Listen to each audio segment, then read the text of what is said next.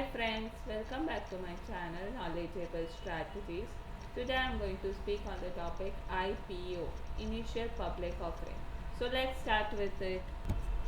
So now we'll start with History of Initial Public Offerings. The term initial public offering has been a buzzword on Wall Street among investors for decades.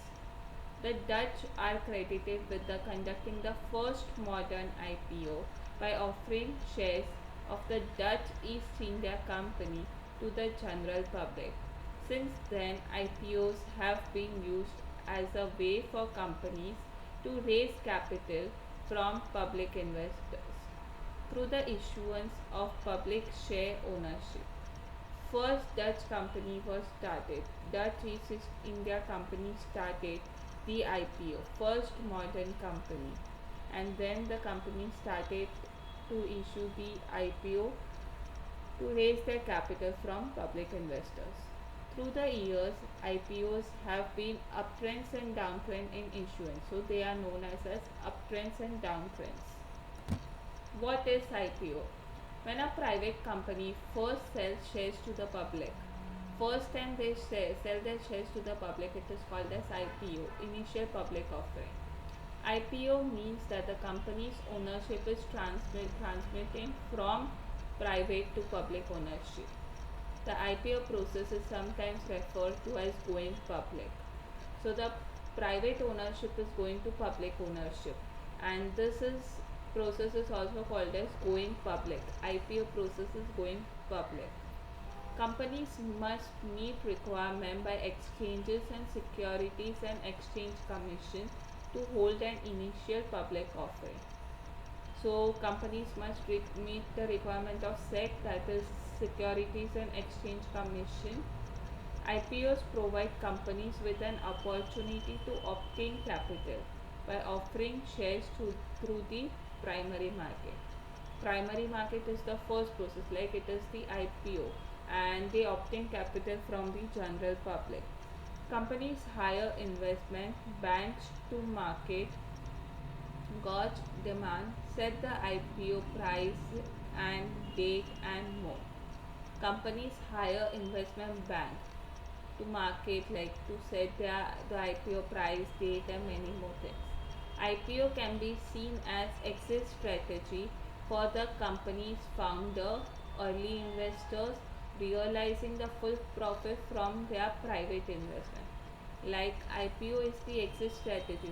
The private investors who all were investing when they had not issued the IPO, so there is an exit strategy for the company's founders, early investors, and they can realize full profit from their private investments. How an IPO, initial public offering, works.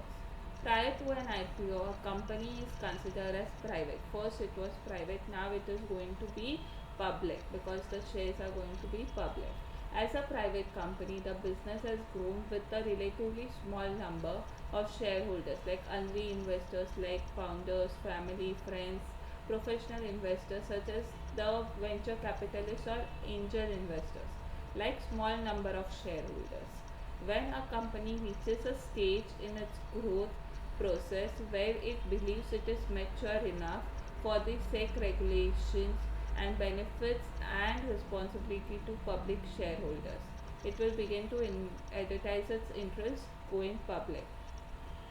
So now they can see the SEC regulations, the benefits and responsibility which all we can give to public shareholders, and so they advertise its interest in going public, that they issue IPO. They launch an IPO. IPO is a big step for a company as it provides the company with access to raising a lot of money. Like when IPO is launched, you get the lot of money from the general public. This gives the company a greater ability to grow and expand, and so they can grow and expand. IPO shares of a company are priced through underwriting due diligence. When a company goes public, the previously owned private share ownership converts to public ownership, and the existing private shareholders shares become worth the public trading price. Firstly, the IPO shares are priced with due diligence, that is, they are priced with due diligence, with due care, and with all the regulations and everything. When a company goes public, the previously owned private shares are also converted to public ownership, private ownership converts to public ownership, and the private shareholders' worth have become with the public trading price. So their shares, existing private shares, become the worth with the public trading price. Share underwriting also includes special provision for private to public share ownership. Like they get special provision. Generally, the transition from private to public is a key time for private investors to cash in and earn the returns they were expecting. Like it is transmitted from private to public, and it is a key time for the private investors. Either they can get cash in or earn the returns which they were expecting. Private shareholders may hold on to their shares in the public market. Even the private shareholders can hold their shares. If IPO is launched, they can hold their shares to the public market or sell a portion or all of them for gains. Either they can sell a little portion or all of them for gains. Meanwhile, the public market opens up a huge opportunity for millions of investors to buy shares in the company. Like public market is open, like IPO is launched, so the public market opens, so they get a huge opportunity for the millions of investors. Like in IPO, millions of investors can buy shares in the company and contribute capital to the company shareholders' equity. Who all are holding the shares, they can get, like the capital is contributed to a company shareholders equity. So many they get the capital as well. The public consists of an individual or institutional investors who is interested in investing the company. Like they are public, any of them can invest in it. So either the individual or an institutional investor can be interested in investing in the company. Overall, the number of shares the company sells and the price of which shares sell are the generating factors for the company's new shareholders' equity value. Shareholders' equity still represents shares owned by the investor, where it is either private or public. Both shareholders' equity would be either private or public because everyone have the shares of the company. But with an IPO, the shareholders' equity increases significantly with cash from the primary issuance. Like through IPO, the shareholders' equity will increase through cash because it's an IPO which has been launched, so the capital has been contributed. So basically, the shareholders' equity would also increase, and shareholders' equity is consisting of both private as well as public. Both are having the shares. Fine. So now let's move further.